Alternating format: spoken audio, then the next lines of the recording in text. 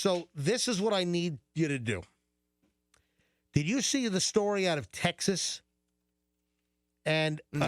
hey, Festa, can you turn the licking mic thing off? It's really I distracting was me. just subscribing to the channel. I'm really, sorry. It's really distracting me. Sorry. I'm like, She's just amazing. shut the thing down, would you please? Go Amaranth. All right, so I can't believe I found the story. It's the exact one that you were talking about. All right, so Froggy, did you hear the story about the arrest warrant being issued for a Texas teacher who put her COVID-positive son in the trunk of the car and then and drove to one of those drive-through testing centers with the kid in the trunk of the car? With the trunk closed? All right, listen Well, he's already positive, so he didn't need to get tested. All right, listen to this. Sarah Beam is charged with child endangerment. Cops have issued an arrest warrant. The teacher, fearing exposure of COVID-19, put her own son, a 13-year-old son of hers, in the trunk of her car to drive him to a testing site. So the mother's now charged after the kid was found in the trunk of the car while in line at a drive-through COVID-19 testing site. Okay. According to the Harris County District Attorney in Texas. What's the big deal here? It's just safety. Yeah, seriously, they're trying to isolate from each other. What do you do? Sit in the back seat? That doesn't do anything. You have to get in the trunk. Wait, but, The only problem I have is I have a truck, so I guess I could throw him in the bed. That would be it. all right. They're trying to isolate. These people should be awarded. You know, but I the don't thing, have a car. Fester has a car. I don't have a car with a trunk. Well, that's right. Kim has an SUV, so it's just a hatchback. Oh, you guys. And I have a truck. You guys don't have the right vehicle. Yeah, Fester's going to have to drive over there with the 2004 Lincoln Town Car. I can fit both your kids back there. You can put the whole family can fit in that trunk. Seriously. You can put the Or whole. just drag your kids down there. You can put the whole Froggy Kuzmano family in the trunk of your Lincoln Town car. The key is, Froggy, the kid was already positive. So they brought him down to be tested, but the mother didn't want anything to do with it. All right, according to KPRC television, the incident happened January 3rd when Sarah Beam pulled into a Cy-Fair ISD drive-through COVID testing site, and a witness claimed that she heard a noise coming from her trunk. That's like Goodfellas. It is. It's Goodfellas. They got Billy Bats in the trunk. I need a knife, it's the hoof. God bless. Okay. Billy Bats is in the trunk. What do you want from me?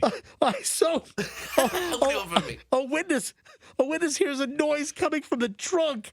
It's her 13-year-old son who couldn't ride in the car with her, put the 13-year-old in the trunk of the car and drives him to the drive-through testing site in a parking lot. I mean, eventually you have to let him out to get tested, and then you have to put him back in front of all the people to go home. When Beam opened the trunk, that's when witnesses found her 13-year-old son lying down inside.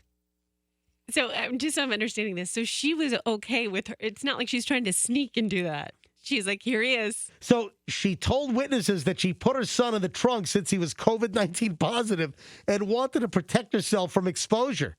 Good thinking. Seriously? While taking him for additional testing at the setup testing site by the city. I'm kind of on the mother's side on this. However, witnesses told Beam that she needed to place her son in the back seat of the vehicle before she could get a test. So wait a minute. She opens up the trunk and expected the testers to swab the kid in the trunk and then close the trunk back down on him. All right, so Do the swab and just slam it. that's Real where quick. that's where this whole plan falls apart. You can't just hit the button and release the trunk hatch and say he's back there. Okay. Go get him. All right, swab him up, 5 swirls up. Just jam that swab all the way up those nostrils. Do some twirls. All right, close the trunk. Boom, the cops were called. So Poor kid. He See- takes a big, deep breath when they open the no air in there. See, that's a good point, Froggy, because this is a bad conversation. Because she's going to say, look, I put him in the trunk because I didn't want his air circulating with mine, which then has to trigger to the mom. There is no air in the trunk. It's not circulating. So the witnesses at the swabbing site, the COVID test site, they then called the police. And a warrant has been issued for child endangerment. And The TV station in Houston says that Beam was employed as a teacher with Cypress Falls High School, but they currently have put her on administrative leave. Okay, boys and girls, I'll be your substitute teacher for today. Your other teacher won't be here because she put her child in a trunk. Yeah, the testing site released a statement that they were alerted that a child was in the trunk of a car at a drive-through COVID testing site earlier this week. Law enforcement conducted an investigation resulting in a warrant for arrest. Thankfully, nobody was harmed. Jeez. How long of a drive was it, I I wonder? don't know. Can you imagine, hey, son, get in the trunk. We're driving to the COVID site. But wait, Mama. Okay, he wasn't tied up and gagged, Froggy. But that's what it would sound like if he was in the trunk. That is unbelievable. And you can't tie him up. You can't get COVID. You can't touch him. All right, so we got to reenact this, but we need a Fester. You're going to have to go over to Froggy. I'll give you some N95s. I'm not getting near my kid. Yeah, Yesterday I let him shoot hoops like far away from me. And Yeah, he was like, "Here, Daddy," and I was like, you would have thought the basketball was covered in acid. I ran away from it. Hey, is Kim home? Yes. Is Kim near you? Can you yell at Kim and can you yell to Kim and tell him that MJ wants to put Luke in the trunk of Fester's car? See what she says. Okay, hang on. Let me go get her. All right. Just see if I don't think that's a problem. Kim's going to love that. All right, go ahead and yell for her. Kim.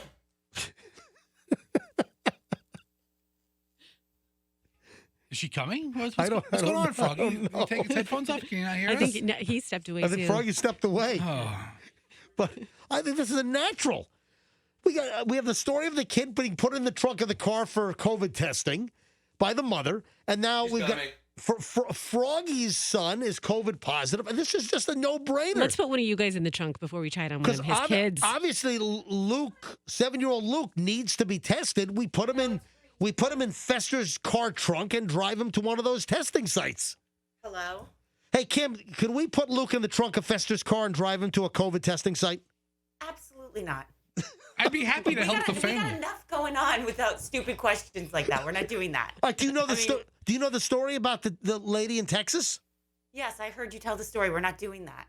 I think it's We're not doing it. the video would be precious, Kim. Precious for who?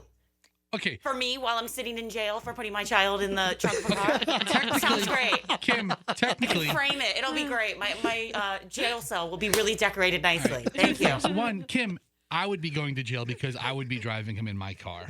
I'm his parent. I allowed you to do it. So maybe we could share a cell. I think everyone's going to jail.